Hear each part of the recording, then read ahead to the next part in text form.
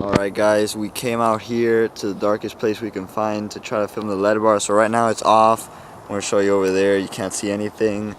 Now if you turn it on, as you can see, it's super bright. So you can see everything over there. Really, really bright. These are the different modes it has. Strobe, yellow strobe, and variation. So yeah, it's pretty fun to fuck around with the lead bar, honestly. It's super bright, as you can see.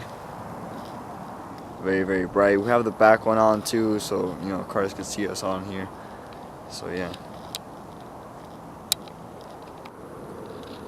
So these will be perfect if you want to go fuck around with people who are on the streets and they have the high beams on you. You put your high beams plus the lead bar, it's gonna kill them right away.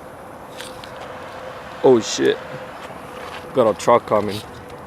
So yeah, this will be perfect to fuck around, and you should guys buy one, and it fits perfectly on any car.